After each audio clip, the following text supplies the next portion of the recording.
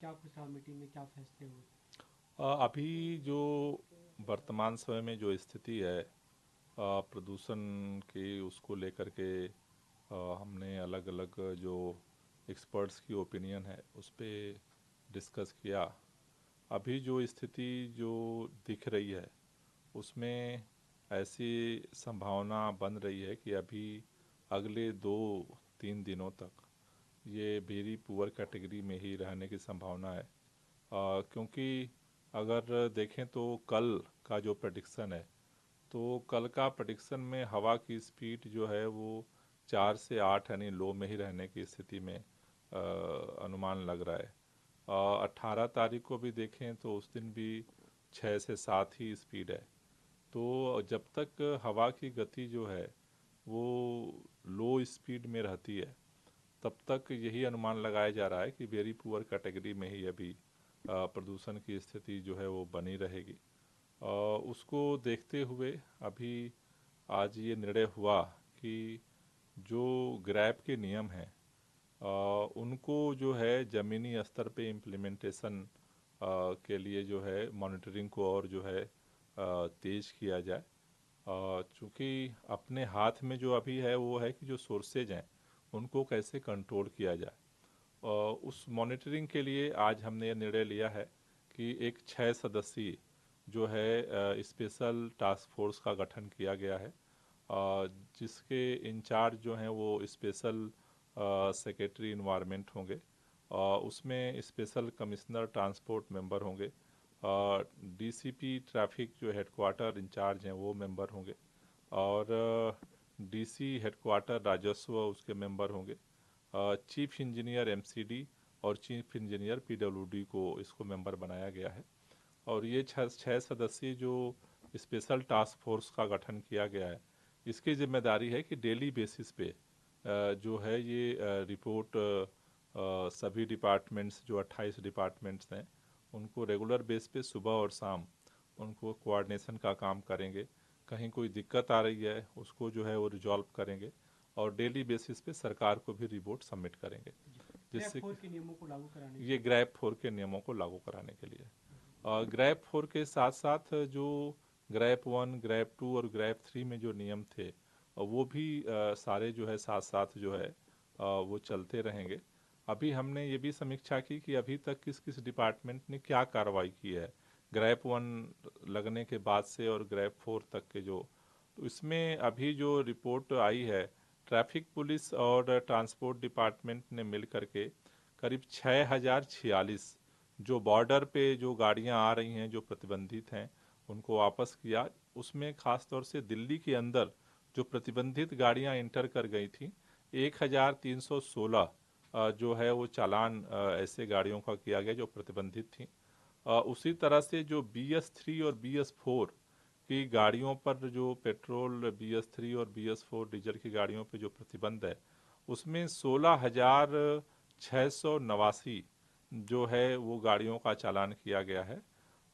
उसी तरह से अब तक जो है जो पीयूसी चेकिंग का अभियान चल रहा है उसमें लागू होने के बाद से जो है करीब 19,227 पीयूसी चेकिंग का अभियान चला है। और ओपन बर्निंग में अभी तक 154 जो है चालान हुए हैं जिसमें से करीब 4 लाख का जो है वो जुर्माना अलग अलग जगहों पे लगाया गया है। कंस्ट्रक्शन साइट्स पे जो है वो 3,895 इंस्पेक्शन अभी तक हुए हैं और 1,85 लाख का जुर्माना लगाया गया है। दिल्ली के अंदर जो पराली गलाने के लिए बायो डिकम्पोजर का जो छिड़काव हो रहा था वो करीब 2,500 से ज़्यादा जो है एकड़ खेत में छिड़काव हो चुका है। और हमारा अब तेज़ी के साथ चूँकि समय अब कम है तो तेज़ी के साथ टीमें जो हैं फील्ड में काम कर रही हैं। तो ये सारे जो अब तक जो हुए हैं उसकी आज हमने समीक्षा की है और आगे इसको कंटिन्यूअस जो है इसको जारी रखा जाए इसके लिए ये स्पेशल टास्क फोर्स का गठन किया गया है। जी। इस पे हालांकि आप अपनी ट्वीट की, उन्होंने करीब 5-6 ट्वीट की और उसमें उन्होंने सरकार के सवाल उठाए। एक तरह से पंजाब का जिक्र किया कि स्पेशली पंजाब में पराली को कंट्रोल करने की ज़रूरत है। उन्होंने ये भी कहा कि दिल्ली के अपने जो कारण है उन्हें कंट्रोल करे तो कम से कम पोल्यूशन पे कंट्रोल हो सकता है। ये भी बात कही कि पॉलिटिक्स से दूर हटकर पॉलिटिक्स को साइड करके काम करने की ज़रूरत है। उन्होंने ट्वीट में लिखा कि जो दिल्ली में फ्लाईओवर बने, सीएनजी की बसें जब आई उसके बाद से कोई काम नहीं हुआ कि पोल्यूशन को कंट्रोल किया जाए। और मुझे लगता है कि वो सही कह रहे हैं कि सभी को इस समय काम करने की ज़रूरत है, चाहे दिल्ली की सरकार है, पंजाब की सरकार है, हरियाणा की सरकार है, यूपी की सरकार है, केंद्र की सरकार है, क्योंकि ये स्थिति जो है पूरे उत्तर भारत में बनी हुई है। तो जब पूरे उत्तर भारत में प्रदूषण की स्थिति जो है वो बेहद ख़राब श्रेणी में है, तो सबको मिल करके काम करने की ज़रूरत है, क्योंकि सभी प्रयास करेंगे तो इसमें सफलता जल्दी मिलेगी। उन्होंने लिखा है Delhi needs action not posturing.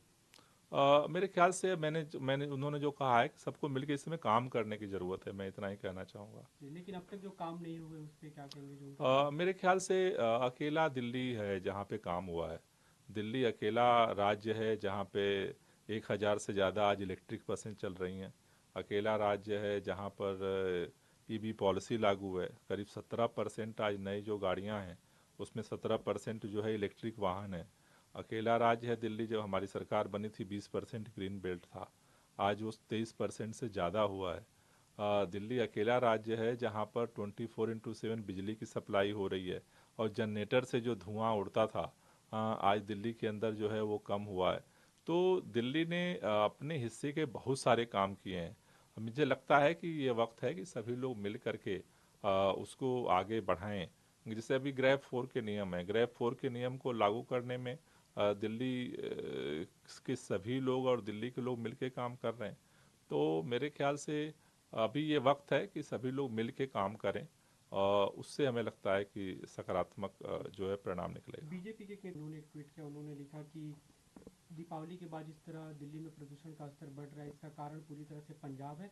जो लोग दिवाली पे ठिकरा फोड़ रहे थे कि पटाखे न जलाएं, वो हिंदू विरोधी बातें कर रहे थे, लेकिन असली कारण तो पंजाब से आ रहा धुआं है। मेरे ख्याल से मैं फिर वही दोहराऊंगा कि केंद्र सरकार को, मेरे ख्याल से पूरे उत्तर भारत में जो पोल्यूशन है, भारतीय जनता पार्टी की सरकारों को भी कुछ करने की ज़रूरत है। ये जो बयानबाजी फार्मूला है, बयानबाजी फार्मूले से कुछ निकलने वाला नहीं है। मुझे लगता है कि केंद्र सरकार को भी इस समय सक्रिय होना चाहिए, और क्या क्या किया जा सकता है इसमें पहल करनी चाहिए। संयुक्त रूप से क्या क्या और हो सकता है उसके लिए प्रयास होना चाहिए, और ये वक्त की मांग है।